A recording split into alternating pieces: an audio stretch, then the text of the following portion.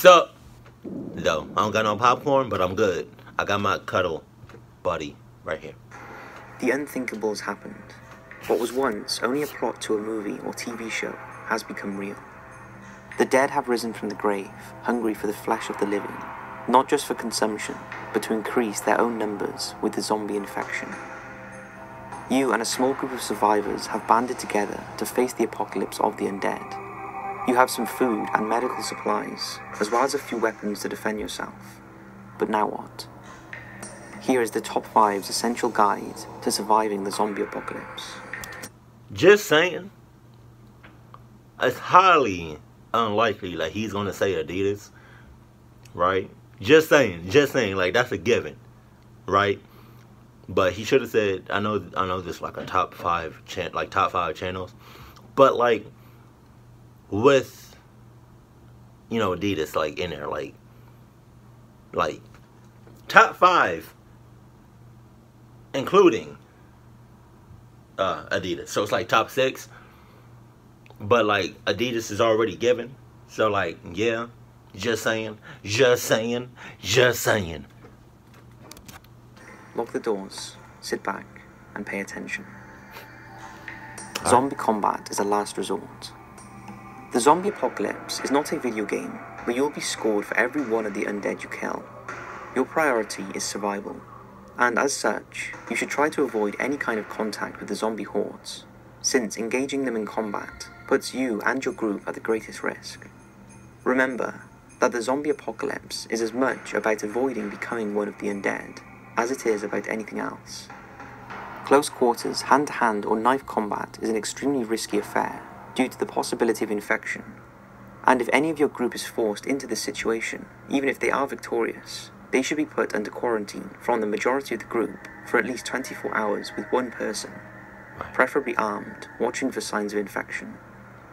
If the signs do show, then for the good of the group, you will have to kill that person before full zombification takes hold. Remember, infection cannot be reversed, and so that person has already been lost. Killing them now is a kindness. Right. Do not get overconfident if you have access to firearms. While there are significant benefits to guns, such as being able to take out a zombie quickly, and at long range, thus reducing the chances of infection, they are also generally noisy, and this can have the unwanted effect of attracting other zombies, or even hostile survivors to your area. Also, you'll be limited by how much ammunition you can carry, and just as importantly replace. You may have to decide which you need more in your group as you travel, food and water, or ammunition. Guns should be used to get out of trouble quickly, and not to go looking for it. Do not barricade yourself inside a makeshift fort. Many argue that George A. Romero's movie, Dawn of the Dead, is the definitive zombie movie. However, the characters make one very fatal mistake at the very start of the movie. They barricade themselves inside a shopping mall. While it's true, this afforded them with a wealth of supplies in the short term, it eventually became clear that they could not stay there indefinitely, as the supplies ran out. Right. However, the time spent in the mall meant that hordes of zombies descended upon them, making escape all the more difficult. The vital lesson here is not to be fixed to one location. While it's important to have shelter, you must be able to abandon it quickly should you find yourself about to be overrun by the undead. For that reason, for every shelter you find or build, you must have an escape plan in place. That includes readily packed food, water, medical supplies, and easily carried weapons. Your plan should ideally also have a destination in mind, so that if any member of your party is separated in a hectic evasion, they have somewhere to head towards to rejoin you. Anyone separated from the group for any period of time should ideally be quarantined for 24 hours. From the moment you relocate to the new shelter, you must immediately start work on your next escape plan, taking into consideration what we will discuss in number 3. Please note, you may be thinking a mobile home is ideal for your needs, but think again. Firstly, it's a big and noisy target for the zombies or hostile survivors to follow, and cannot overcome obstacles easy. Secondly, it requires fuel, which may become difficult to come by in an apocalyptic landscape, and there is a chance it could run out at a crucial moment. Similarly, it could suffer a mechanical breakdown when you need to move quickly. If you do plan to use a vehicle then, it should only be to move over large distances quickly, such as towards a known safe zone. and ideally be a 4x4 with cross-country performance. Study zombie behavior. Okay, so you've done your best to avoid the undead walking the streets. However, this is the zombie apocalypse, and so it's inevitable that you will encounter them at some point. You should still avoid fighting if you can, but this is also a good chance to study zombie behavior. This is important because understanding zombie behavior can help determine what actions you and your family will take in the future to increase your chances of survival. The kinds of things to consider when observing zombie behavior can include: are all the zombies physically the same, or does there appear to be levels of zombification? As their undead bodies age, do they appear to get more fragile? Do all zombies behave the same? Do they operate with a hive mind mentality, or are they individuals? Will zombies fight one another for live flesh to feed on? Hey.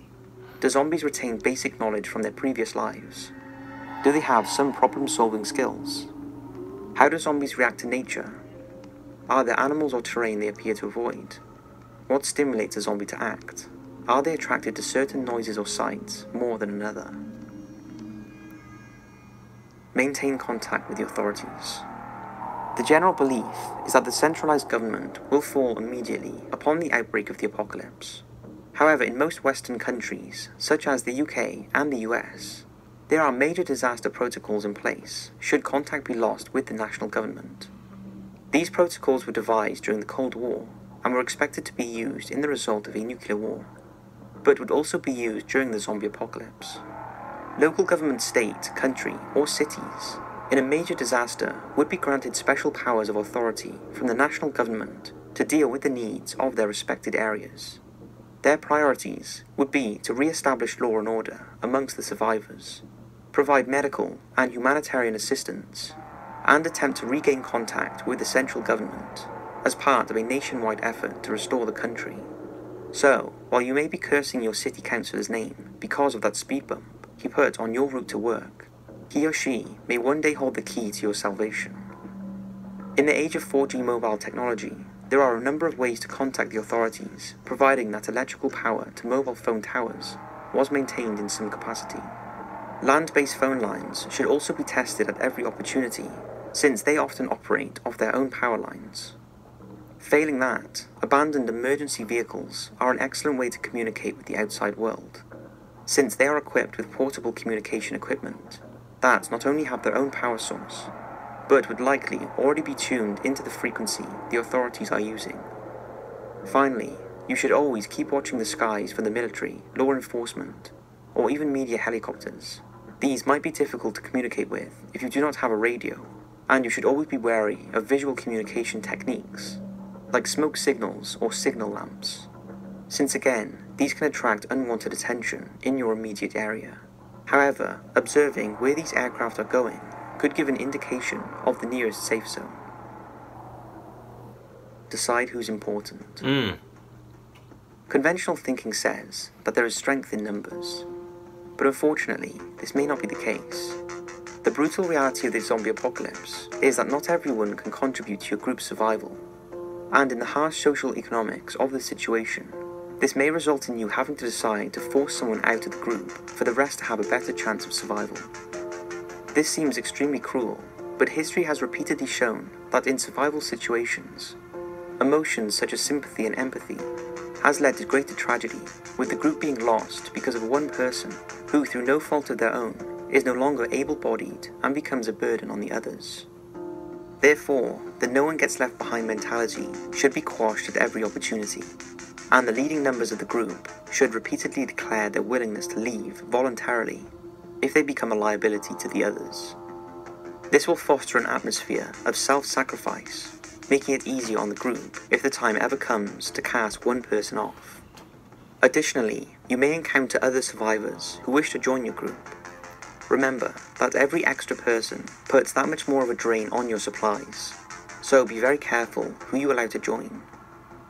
In this instance, you will have the unenviable task of deciding who can join and who must be chased away. Some people can be a great asset to the group, such as those with specialist medical training, or have experience living off the land. But if they can't significantly contribute to your group, then you may find yourself having to fight them off. Don't underestimate the value of children to your long-term survival prospects. You'll be the first mature generation to face the zombie apocalypse, but they will be next. And as you get older, they will become stronger, smarter, and become a major contributor to the group, whereas your own contribution may deteriorate with age.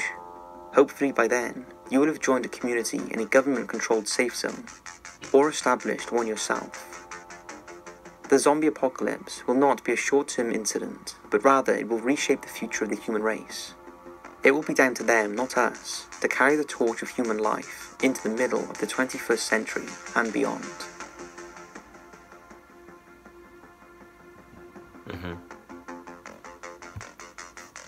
I need to know right now who's gonna be with me if this ever pop off. I pray to God it doesn't, but like if it does,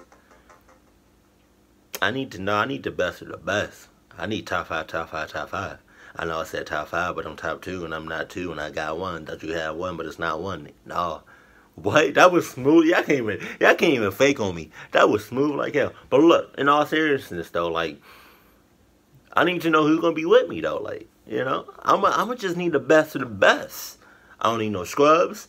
I don't need nobody holding us back. Right? I'ma need people with some common sense. I'm gonna need people with some Adidas. I'm gonna need people with some combat skills. You know, I'm gonna just need the best of the best, right? But that's crazy, man. You know what's crazy? Like the shows and movies that's like that's based off. It has like the plot is like zombies and whatnot. Like some of them movies and shows. Excuse me, I was burping. The way the zombies come about, or like the way, like the way, you know, like I don't know, like how they be making zombies, or how zombies came about, like the backstory of the like in the movie or the show. Kind of makes sense, you know, but I think if there was a if there was a, I don't want to say an option, but like if the world was taken over by like zombies or robots, I would go more. I'll be on the side with robots, because that's just more plausible. Like there's a lot. This is a very technical world, and robots. We already have robots. There's no doubting. There's no there is facts, right? So I don't trust robots. Like I just don't like. And even after I seen iRobot, shouts out to Will Smith. You should highly check it out if you haven't already. But even before I seen any like robot movie, I just didn't trust robots in general, because they're computers. Like you know, they're not like humans. They don't feel, they don't think, they don't have a conscience. They, you know, like they're not human. So like, you know, they're not. It's not nature. It's not natural. It's not, you know, don't mess with nature, because it will bounce back, and it will come back tenfold, right? So I think robots are more likely to take, God forbid, but I think robots are more likely to take over the world than the zombies. But if zombies ever do, yeah. Just be prepared for me. Just be prepared, you know. And yeah, that's just about it. And if you're gonna be prepared, like the first step with this list is to get you some Adidas, cause you gonna need to run. That's a fact. Like that's I'm throwing it out there. Like that's already You should already know this. A zombie apocalypse? You running? Come on, bro. That should not even be a question. A question. You should not be questioning that. No question. I don't know. I don't know why I'm saying it like that, but like, yeah, man. What would y'all do? What would Would you? Would you want to be in a group, or would you just want to be solo? Because I feel like trust would be a huge factor in a zombie apocalypse or any kind of apocalypse, for real. Like, you can't be trusting everybody now. I'm not saying you should trust me, and I'm not saying I should trust you. I'm just saying every man for themselves, or every woman for themselves, because you just can be taking that chance. Like, even like your close during an apocalypse, bruh, you can't.